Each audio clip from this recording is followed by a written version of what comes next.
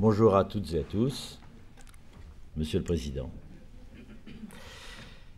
Madame la Présidente, cher Michel Cotta, chers collègues, chère Sylvie et Mémona, Mesdames et Messieurs.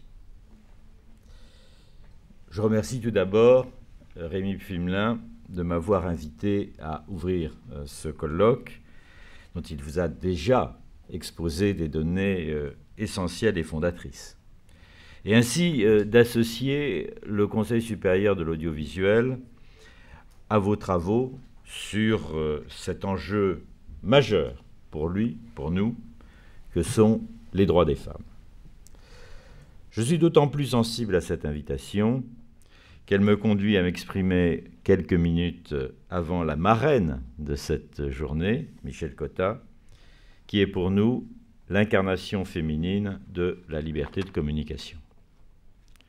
Cher Michel, vous avez, comme Rémi Pfimelin, été présidente d'un grand opérateur du secteur public de l'audiovisuel et, est-il besoin de le rappeler, vous avez présidé à la naissance de la régulation des médias.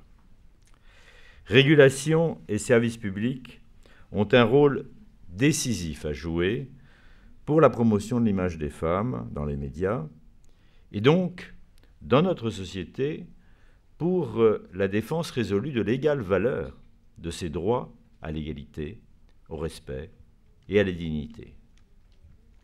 La télévision n'est pas qu'un miroir de la société. Par l'image qu'elle projette, elle forge son avenir. Je relève avec attention les engagements exposés à l'instant par le président Pfimelin qui visent à l'exemplarité du service public en la matière en tant qu'éditeur de programmes, mais également en tant qu'employeur. J'insisterai tout particulièrement, après lui, sur l'objectif d'une proportion de 30% de femmes expertes invitées sur les plateaux des journaux télévisés et des magazines culturels ou d'information. Il vous en a donné la liste complétée. Je crois qu'il était indispensable de se fixer un tel cap dans le délai bref d'une année pour remédier sans plus attendre à une forme véritablement injustifiable de sous-représentation des femmes. Vous connaissez par ailleurs, Monsieur le Président, notre préoccupation que les femmes puissent accomplir leur parcours professionnel, y compris au plus haut niveau, dans des conditions égales à celles des hommes. Vous nous avez donné sur ce point aussi nombre d'indications. Nous savons que ce n'est pas l'œuvre d'un jour, mais nous comptons sur votre détermination et votre fermeté que cette journée a précisément pour vocation d'illustrer. Le Conseil supérieur de l'audiovisuel a naturellement, pour sa part, des missions toutes particulières qu'il juge essentielles. Il a d'ailleurs, vous le savez, obtenu le label diversité que vous recherchez en ce moment. Le Conseil relève d'abord, et le cas échéant sanctionne, toute atteinte à la dignité des femmes apparaissant dans les programmes audiovisuels. C'est un aspect traditionnel et constant de son rôle. Mais ce n'est pas seulement, ni même principalement, par la sanction que les mentalités évoluent comme elles le doivent. La lutte contre le machisme ordinaire, ses préjugés, ses images toutes faites et la lourde servitude qui l'entretient, lourde et sourde, tout cela appelle une autre manière d'agir, une manière proprement régulatrice, qui encourage et accompagne l'effort de tous les professionnels de l'audiovisuel à travers une véritable politique d'éducation par les médias.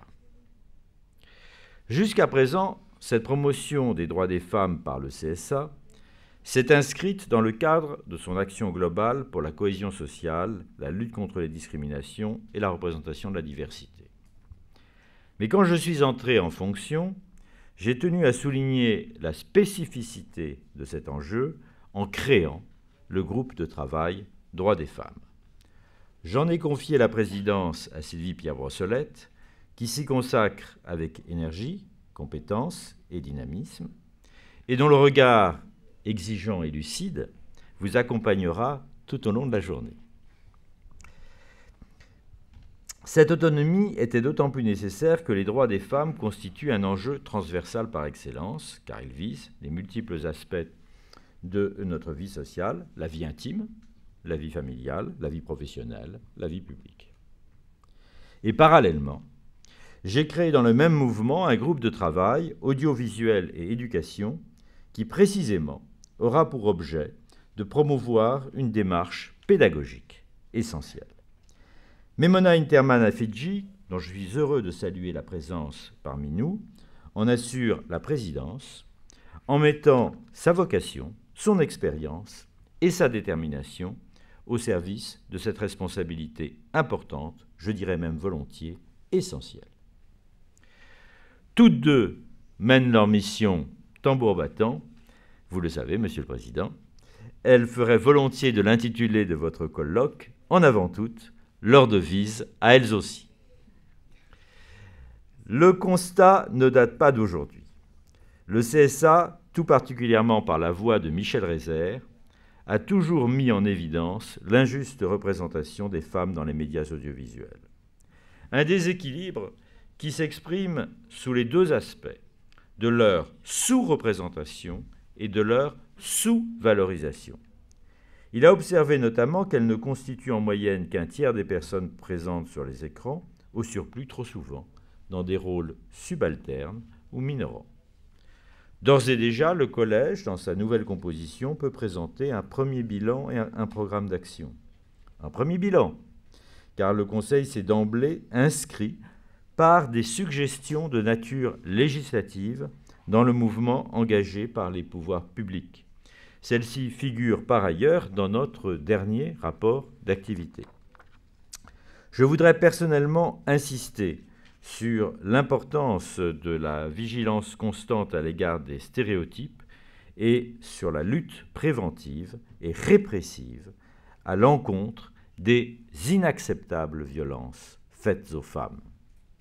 Ces propositions ont reçu un accueil favorable du gouvernement et c'est une très grande satisfaction de les retrouver aujourd'hui dans le projet de loi pour l'égalité entre les femmes et les hommes présenté en Conseil des ministres le 3 juillet dernier par Mme Vallaud-Belkacem. Le groupe de travail a déjà commencé de produire ou de coordonner des recherches sur le rôle et la place des femmes dans les médias, notamment avec l'Institut national de l'audiovisuel, mais aussi dans le cinéma, en collaboration avec le Centre national du cinéma et de l'image animée. Ces études seront utiles à tous nos interlocuteurs et notamment à l'Observatoire de l'égalité hommes-femmes dans la culture et la communication, récemment mis en place à l'initiative de Mme Aurélie Filippetti. Ce travail recevra l'appui d'un comité d'orientation composé de personnalités qualifiées et notamment de professionnels des médias, de l'éducation et de la recherche en sciences juridiques et sociales. De même, le groupe de travail a engagé une démarche préalable à l'édiction de chartes de bonnes pratiques en concertation avec les chaînes et les radios. C'est un programme réellement très chargé que vous exposeront de façon beaucoup plus complète et détaillée mes collègues au cours de cette journée. En tout cas, je souhaite plein succès, croyez-le, et surtout des suites fructueuses à cette journée que j'ai été très heureux, Monsieur le Président, d'avoir ouverte avec vous.